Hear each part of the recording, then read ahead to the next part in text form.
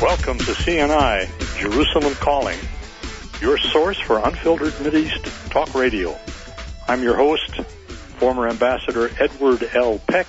My guest today, your guest today, is Colonel Harry J. Shaw, a retired Army officer, graduate of West Point, whose military career included tours in Korea and with the Armed Forces Special Weapons Project. Following his retirement, Colonel Shaw completed a Ph.D. in Foreign Affairs at the University of Virginia, later joined the Bureau of the Budget, where he served under a couple of presidents.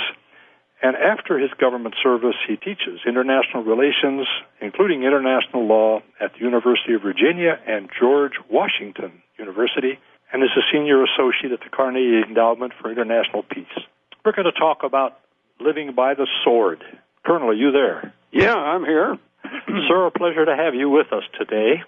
And we have a little time to talk about issues that you feel are of importance. What is your assessment of the current situation, current status between the U.S., Israel, and Palestine? I actually wrote a series of 3 articles in the local paper here a year ago, which was entitled Prospects for Middle East Peace. Yes, when I look back what I said then, which was not altogether optimistic, but it showed some hope, I would say that I'm disappointed. I just don't think we've made any progress. We're at a situation now where I'm afraid if we continue, we'll be back in the same old mode of no real progress toward peace while the Israelis continue to create facts by building more settlements, which is a long, long story that some of us are a little tired of hearing about. In my own endeavors, working with and around and on top of those problems out there, I'm always a little bit put off when people like us talk about establishing peace, because there's no war going on there.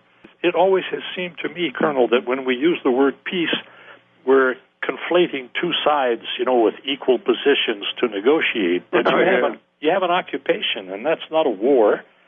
And that's so right. Talking about peace, I think, misleads many Americans into thinking that you have two equal sides. But the guards don't have to negotiate with the prisoners.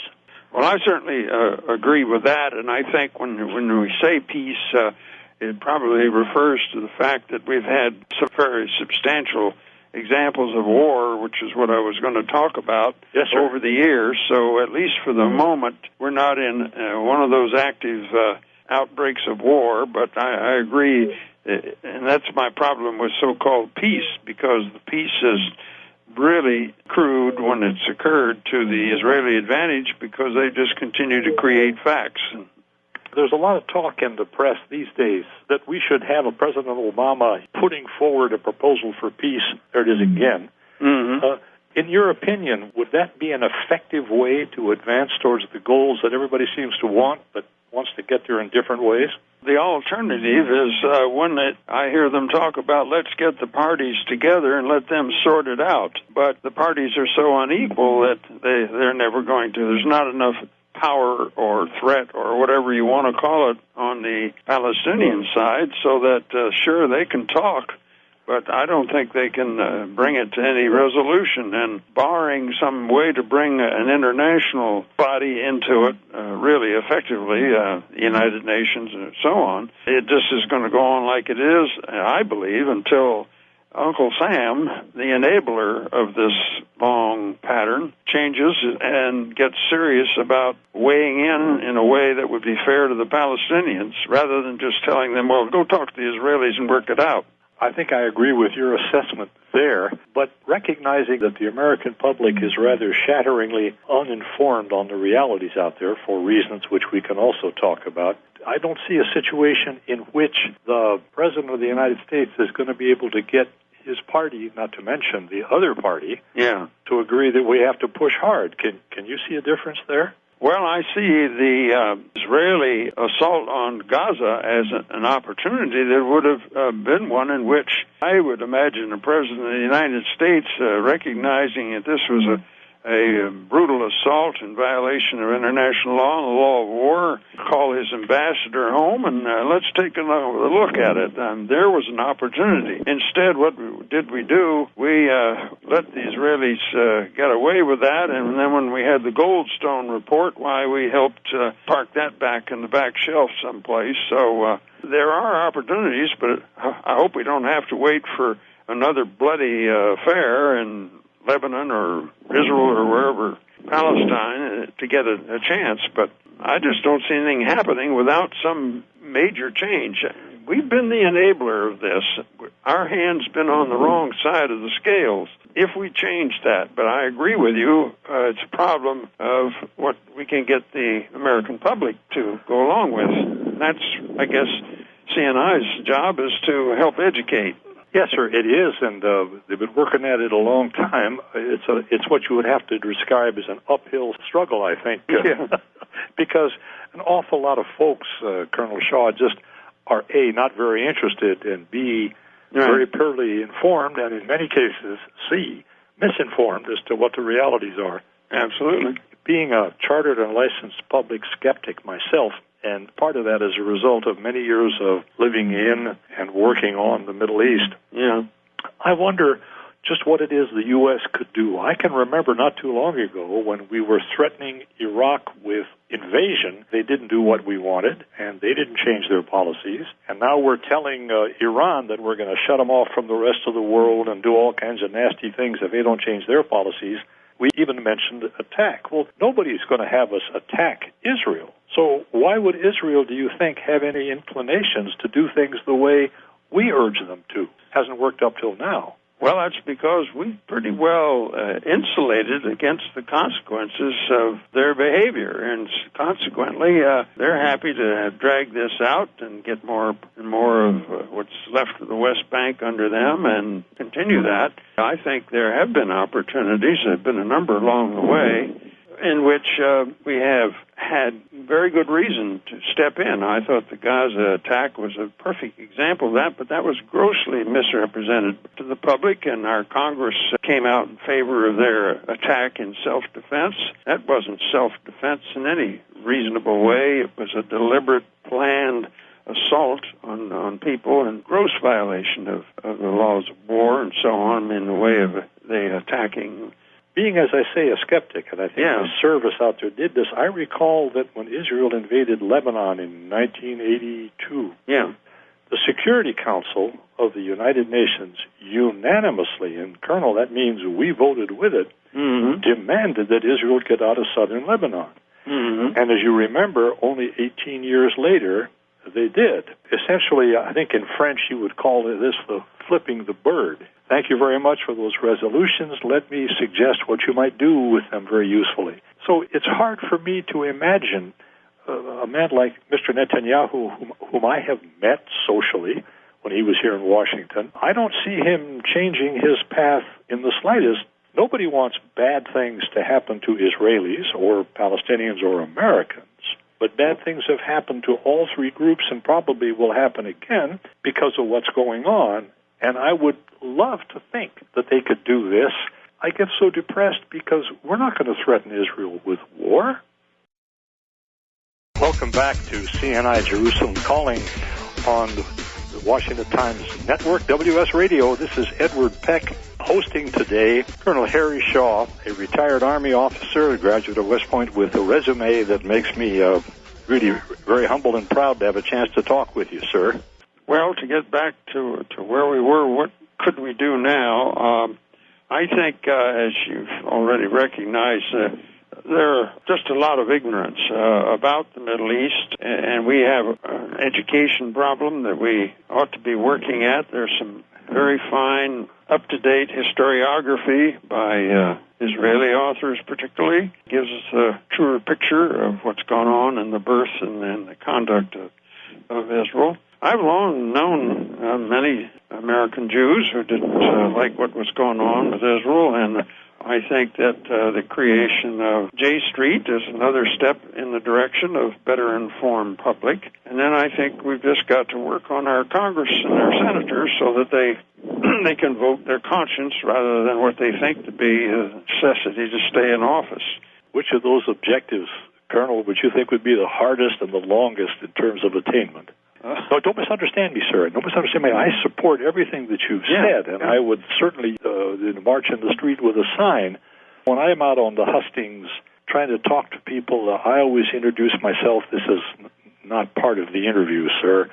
I always introduce myself as a Middle East expert, and I tell people I can say that with pride because unlike the vast majority of Americans, I at least know where it is. Yeah.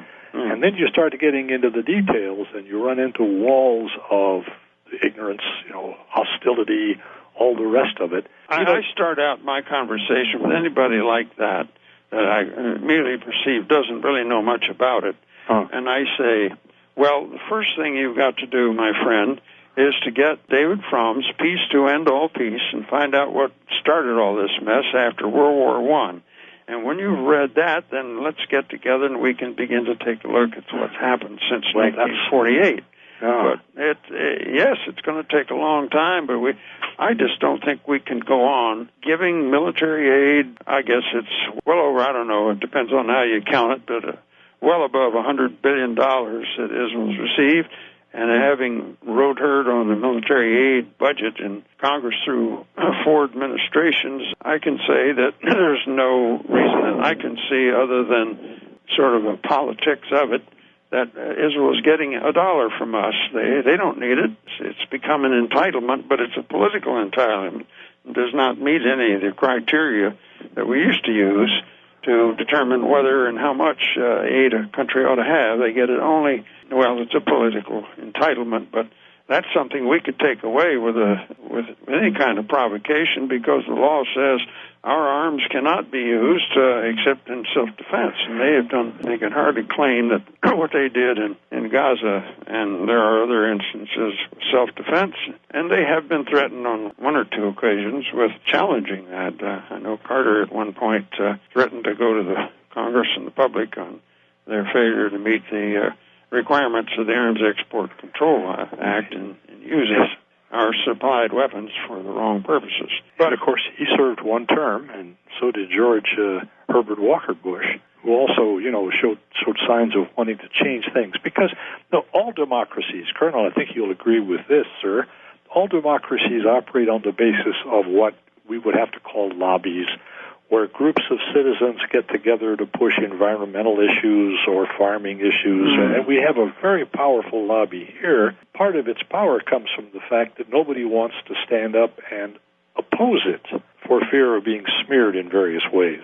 And it's for this reason, I guess, that supporting 112%, everything that you've just discussed, I get a little depressed because unless and until you change the media, good luck on that. The American people are just not going to tune in Dancing with the Stars instead of having somebody explain to them what it is that's really going on in the Middle East, and particularly in Palestine. I think one thing I have long thought was that if it can be shown and it appears to the public that Israel's behavior is costing American lives, that could be a real change in their attitude. And I think General Petraeus' remarks here, he didn't quite say that, but he indicated it was a real problem in what we're doing in the Middle East, and it's by inference it could be costing us lives.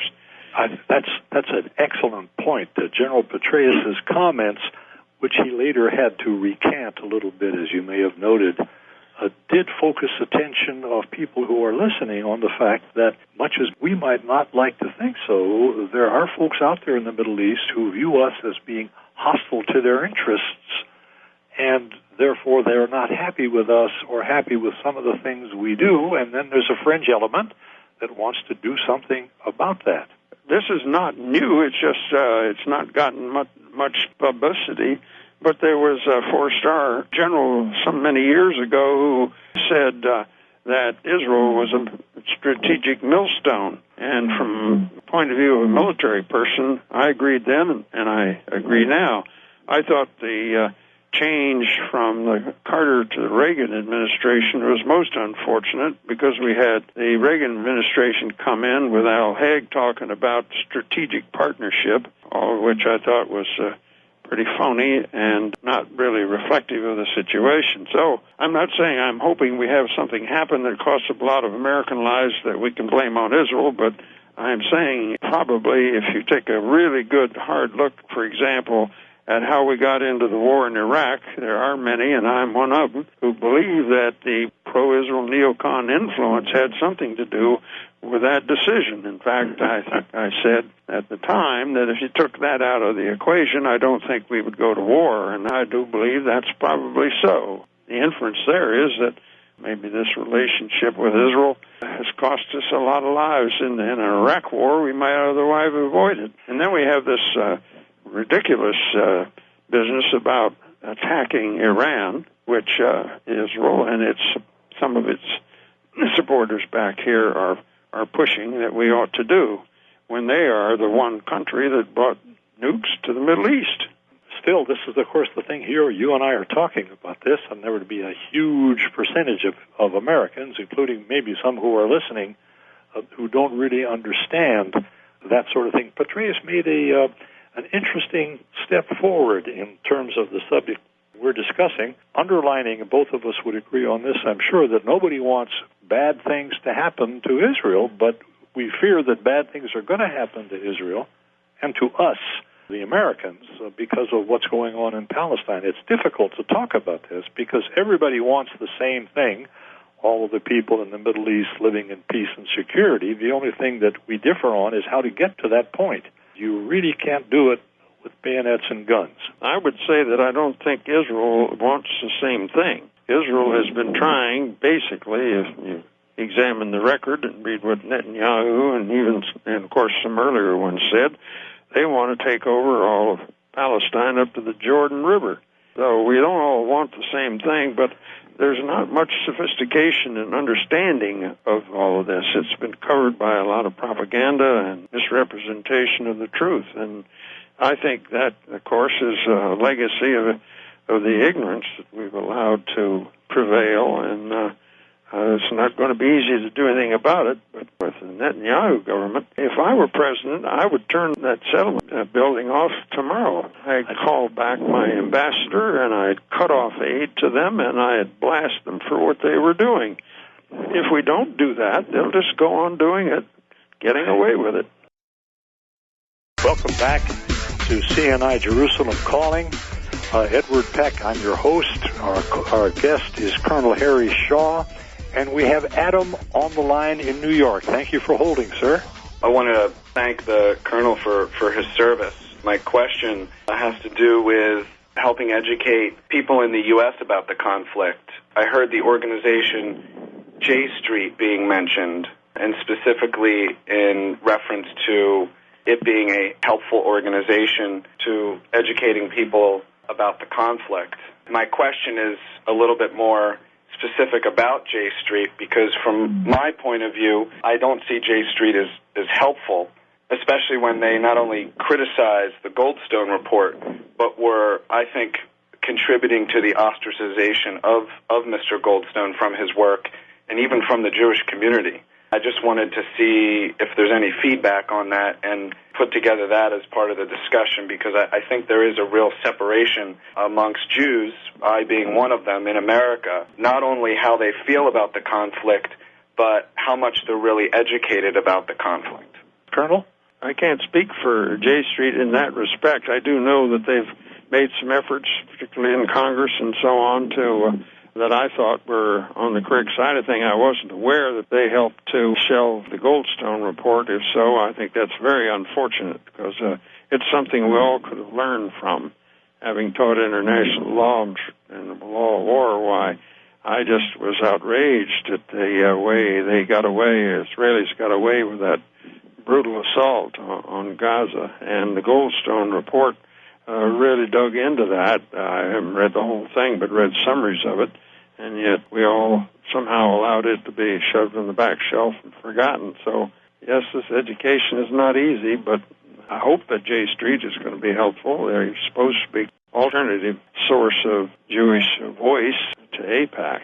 J Street always says, pro-Israel, pro-peace. And Adam, the shadings are fine.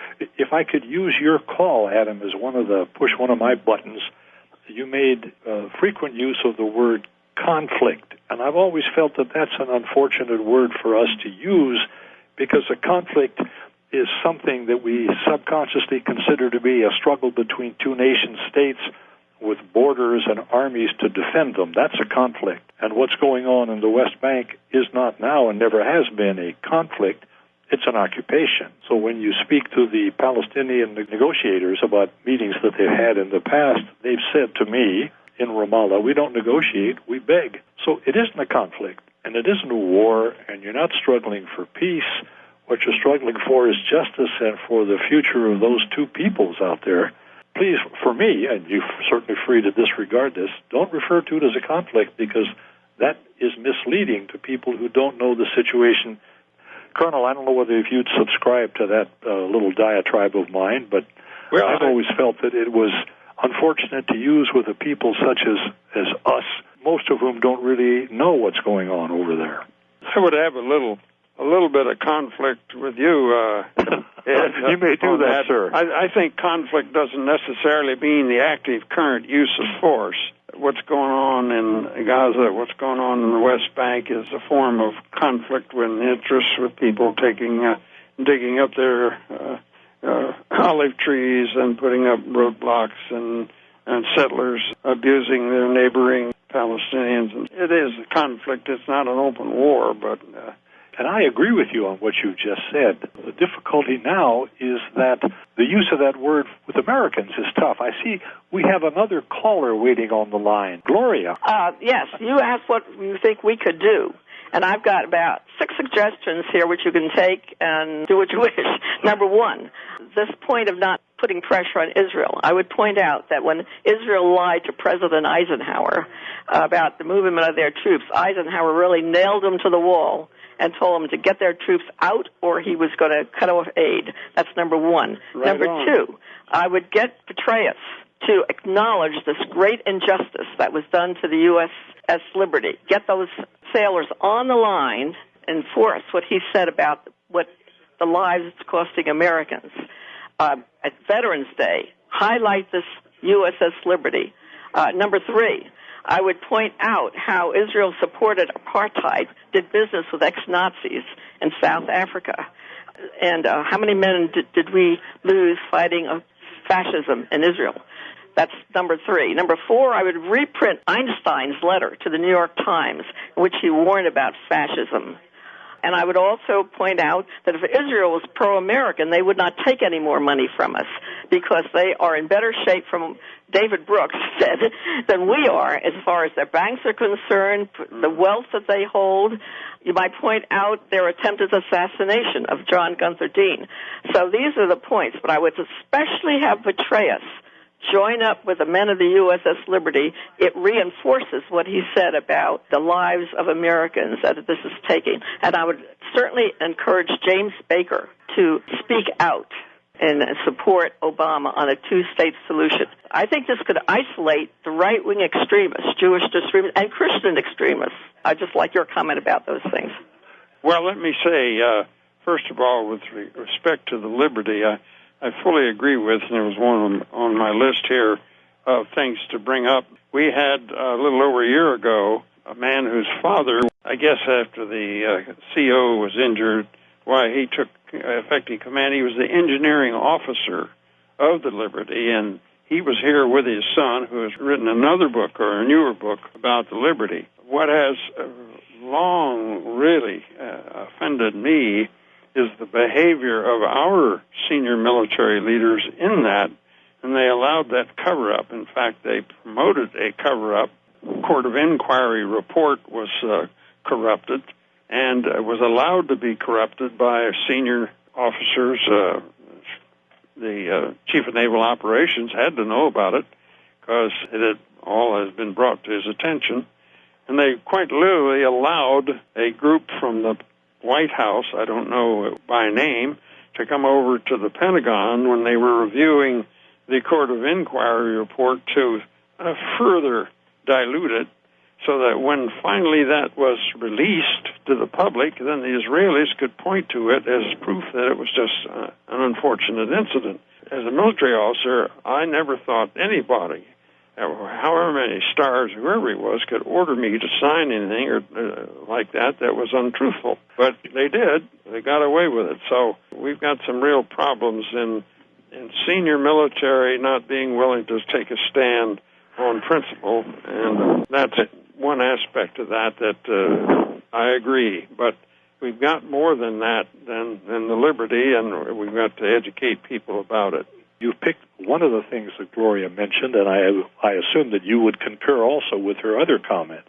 Of that list, I don't think I had any disagreement, but the question is, how do we get people educated? And I'm afraid it's very difficult to do anything unless there's something dramatic that the news picks up. Now, Petraeus' comment got some attention. Yes, it did. But the full interpretation of it hasn't yet.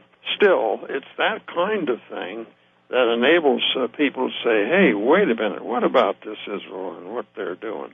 I don't think we can afford to wait around for another Israeli attack on somebody. Now, there's a lot of talk about our allowing Israel to attack Iran.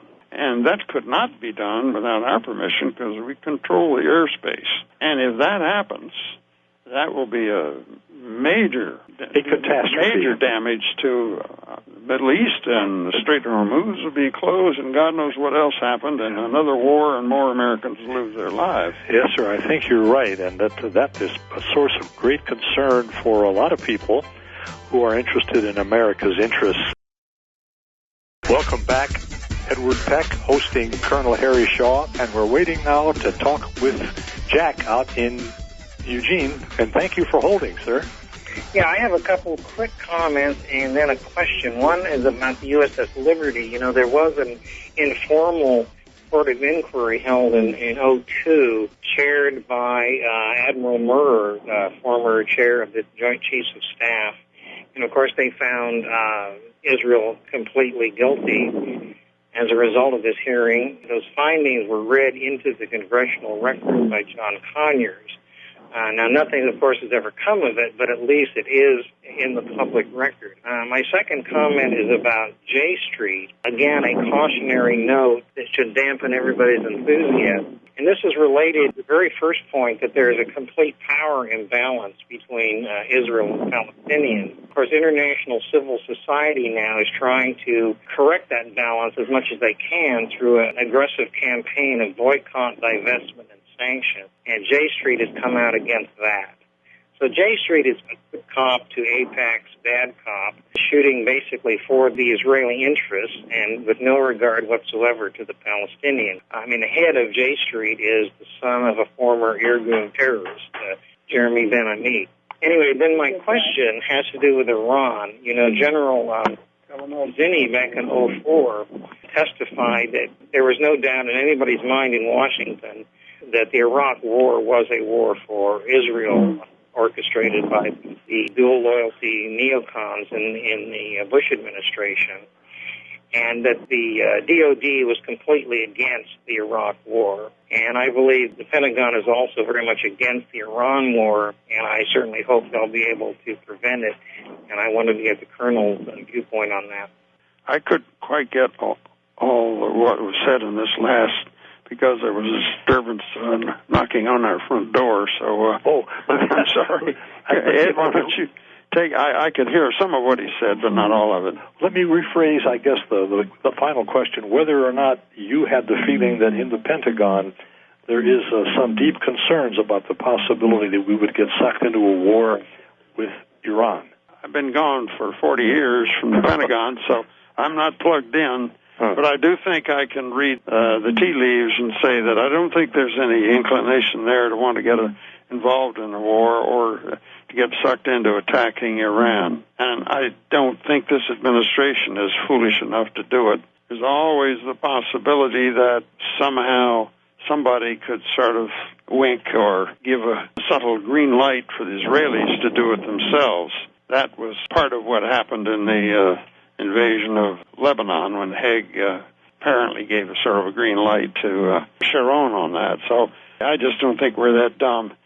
To comment on the nuclear side of things, I spent some years in the atomic weapons, that is the nuclear weapons business right after the war, and I've watched, of course, with great interest, been in a nuclear test on Desert Rock, pretty close to one going off and so on. And I've never watched the behavior of countries that acquire nukes, and none of them have acquired nukes to use them. They've acquired them because they're threatened by someone else who has them. Good point. And so the answer for me is to really take advantage of that fact and go after Israel to give it up in order to create some kind of what I would call a grand Middle East peace settlement in which they get the heck out of the West Bank. They have assurances of protection from them with some kind of international body troops along the Jordan River, but not Israelis, and give up their nukes, and the Iranians would probably quiet down, and we could let them sort out things internally there without a war. We have another caller waiting, sir, but just I'd like to comment that in my own view, if Israel should attack Iran, whether we said green light or we said hell no, everybody will assume that they did it with our blessing. Yeah. That's because of the relationship we have. I'm afraid we can't avoid that. But I see that Mariah is holding on the phone. Yes, I am. Thank you so much for taking my call. I have several comments and a question. I would like to inform people that there is a human rights-based alternative to J Street organization called the International Jewish Anti-Zionist Network, who does support the Palestinian civil society call for the nonviolent resistant methods of boycott, divestment, and sanctions. This is something we can all participate in. This boycott is called for these reasons. One, denial of Israel's responsibility for the Nakba, in particular the waves of ethnic cleansing and dispossession that created the Palestinian refugee problem. Two, the military occupation and colonization of the West Bank and East Jerusalem and Gaza. And three, the entrenched system of racial discrimination and segregation against Palestinian citizens of Israel. And when you look at all these groups of people, the refugees, the diaspora, the citizens within Israel and in the occupied territories, it becomes the one democratic state solution becomes more appealing even for Israelis. Even some of the settler movements are working for this because they're not going to leave. The call should be for equal rights, and we should look at this through the same lens as we see our own civil rights movement in our South. Thank you. Colonel, I think that her reference to other groups, and there are several besides J Street, that deserve a few comments. I'm for any group that wants to bring the light of the truth to all of this, and I know there's several years ago. I remember attending an event on the Capitol West Side there, where there were quite a lot of peace groups and so on. And my wife and I arrived there and were astonished to find all these people going around with things stuck on their jackets and sweaters. Another Jew for the end of the occupation. There were even some Hasidic Jews there and so on. So there are groups who are doing that. I think you may have spoken, Ambassador. Yes, sir, I did. I spoke that day. And the thing that I would like to unfortunately have to say is that I never saw a word about that event in the newspaper. Isn't that interesting? It never happened. It never happened. You're quite right. And that's what we all struggle with. It's quite a thing. I hope, sir, that I get a chance to speak with you again in some less restricted format, and I am interested in the calls that came. A lot of people had supportive comments rather than questions, and I guess that indicates that they pretty much agree with you and with me and with CNI that peace is what we want, and once everybody has peace and security, a lot of those problems will go away. Will all of them go away? No, but the big ones will, the main ones will, the dangerous and bloody ones will. And I think that anybody should be able to support that. And I think that anybody should be able to support that. And I think that anybody should be able